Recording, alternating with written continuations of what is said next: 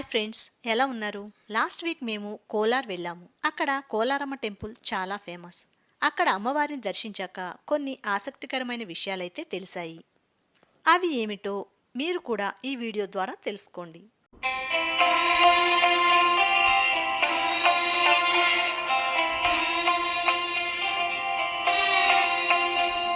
కర్ణాటక, ఆంధ్రప్రదేశ్లలో కోలార్ పేరు తెలియని వారుండరు. బంగారు నిక్షేపాలు సమృద్ధిగా ఉన్న ఈ ప్రాంతం కొన్ని చారిత్రక దేవాలయాలకు కూడా ప్రసిద్ధి.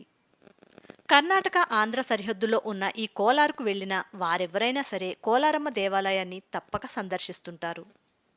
గ్రామదేవతగా కొలిచే కోలారమ్మ ఇక్కడ వెలసిన నేపథ్యం ఎంతో ఆసక్తిగా, ఉత్కంఠభరితంగా ఉంటుంది. ఆ కథేంటో ఇప్పుడు తెలుసుకుందాం. వెయ్యేళ్ల చరిత్ర కలిగిన ఈ దేవాలయ నిర్మాణంపై పురాణాలు, చారిత్రక అధ్యయనాలు, భిన్నమైన కథనాలు వెల్లడిస్తున్నాయి. ఈ దేవాలయ గోడలు, స్తంభాలపై రాసిన చోళరాజుల శాసనాల ఆధారంగా ఇక్కడ కొలిచే కోలారమ్మ పార్వతీదేవి అష్టభుజ మహిషాసుర మర్దిని అవతారంగా కొలుస్తారు. ఈ దేవాలయ గర్భగుడిలో సప్తమాతృకలైన బ్రాహ్మి, ఇంద్రాణి, కౌమారి, వైష్ణవి, వారాహి, మహేశ్వరి, చాముండి దేవతలకు ఈ ఆలయంలో నిత్య పూజలు నిర్వహిస్తూ ఉంటారు.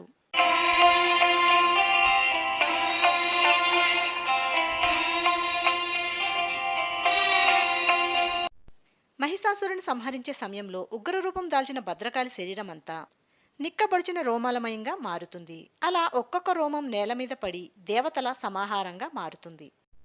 మహిషాసురుని సంహరించే ప్రాంతమంతా ఓ ప్రళయాకారంగా మారి ఈ దేవతలు కూడా ఉగ్రరూపంతో తాండవిస్తూ ఉంటారు. రాక్షస సంహారం ముగిసిన శాంతించని ఉగ్రదేవతలు ఋషులపై దాడి చేస్తారు. ఆ సమయంలో దేవతాగణమంతా భద్రకాళిని శరణు కోరుతూ రాక్షస సంహారం కోసం జనించిన ఉగ్రదేవతలు మమ్మల్ని సంహరిస్తున్నారు, రక్షించాలని కోరుతారు. అప్పటికింకా శాంతరూపాన్ని ధరించని భద్రకాళి దేవతల మొరను ఆలకించే స్థితిలో ఉండదు. భీతితో తల్లడిల్లుతున్న దేవతాగణం చివరకు మహాశివుడితో మొరపెట్టుకుంటారు. దేవతల రక్షణ కోసం భద్రకాళికి ఎదురెళ్లిన శివుడు కూడా ఆమె ఉగ్రపాదాల కింద నలిగిపోతాడు. వెంటనే తన త్రినేత్ర శక్తితో భద్రకాళి త్రినేత్రాన్ని శాంతింపచేస్తాడు. శాంతప్రదాయినిగా మారిన భద్రకాళి శక్తి దేవతలను నెమ్మదించాలని కోరుతుంది. కాని ఆ దేవి మాటలు కూడా వినని ఆ దేవతలు రాక్షస కోలాహలంతో ఊగిపోతూ ఉంటారు. గ్రామాల వెంట రణరంగం చేస్తున్న ఆ దేవతలు శాంతించాలంటే నిత్యం రక్తాన్నం అందించాలని దేవితో చెబుతారు. అలా కోలారు గ్రామంలో వెలసిన దేవతే కోలారమ్మ. ఆమె చుట్టూ ఎప్పుడూ కోలాహలంగా ఉండటమే ఆమెకు ఇష్టం. రాక్షస సంహార సమయంలోని కోలాహలాన్ని ఇష్టపడే ఆ దేవతను తొలుత దున్నలు, మేకలను బలిస్తూ శాంతపరిచేవారు. అందుకే ఆమెను కోలాహలపురధీశ్వరిగాను, కోలార్ను కూడా ముందు కోలాహలపురగా పిలిచేవారు. ఇప్పుడు ఈ దేవతను కోలారమ్మగా, ఈ ఊరిని కోలారుగా పిలుస్తున్నారు. కోలార్లో వెలసిన అమ్మవారిని నేరుగా చూడలేము. ఆమె రూపం అత్యంత భయంకరంగా ఉంటుంది. అందుకే ఇక్కడ దేవతను అద్దం నుంచే చూడాలి. గర్భగుడిలో కుడివైపు ప్రతిష్ఠించిన అమ్మవారికి ఎదురుగా దక్షిణామూర్తి ఉంటారు. ఆయనపై ప్రసరించిన అమ్మవారి చూపు శాంతిస్తుంటుంది. శంకరాచార్యుల వారు ఈ ప్రాంతాన్ని సందర్శించిన సందర్భంగా క్రూర రూపంలో ఉన్న అమ్మవారిని శ్రీచక్ర ప్రతిష్టాపన చేయగా శాంతరూపం దాల్చింది.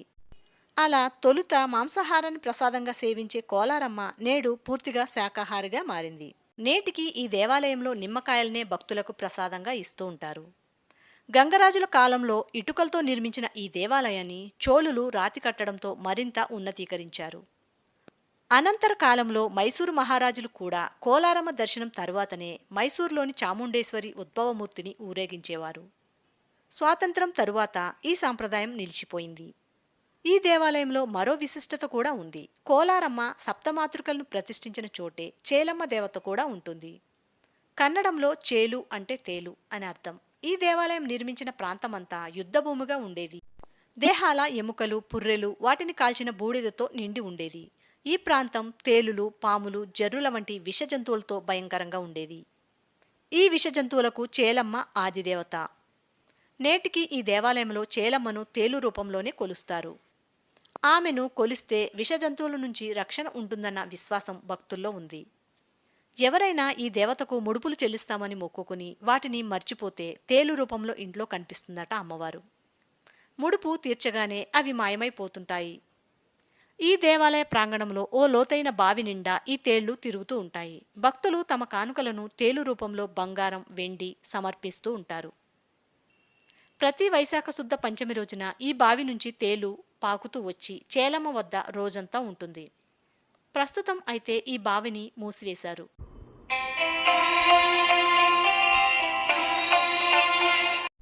కోలారమ్మను రక్షించేందుకు పరశురాముడు కోలారు చెరువు వద్దే కాపలా ఉండేవారు. ఆయనకున్న మాతృశాపం కారణంగా రోజుకు అమ్మవారి విగ్రహాన్ని ప్రతిష్ఠించాలి. అలా ఇక్కడ కోలారమ్మ దేవాలయంలోనూ ఓ దేవతామూర్తిని ఆయనే ప్రతిష్ఠించారని ఇక్కడ శాసనాల్లో ఉంది. ఇక భారతదేశంలో రాతితో చెక్కిన పంచతంత్ర కథలు కోలారమ్మ దేవాలయంలోనే చూడగలం. భారతీయ పురావస్తు శాఖ కూడా ఈ కథలను రక్షించేందుకు నిధులను అందిస్తుంది.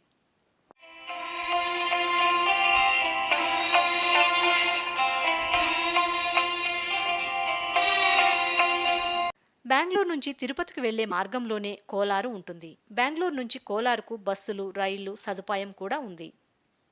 కోలార్ బస్ స్టేషన్ నుంచి తిరుపతికి వెళ్లే మార్గంలో కోర్టు సర్కిల్ చేరుకుంటే అక్కడి నుంచి నడుచుకుంటూ కోలారమ్మ దేవాలయాన్ని చేరుకోవచ్చు.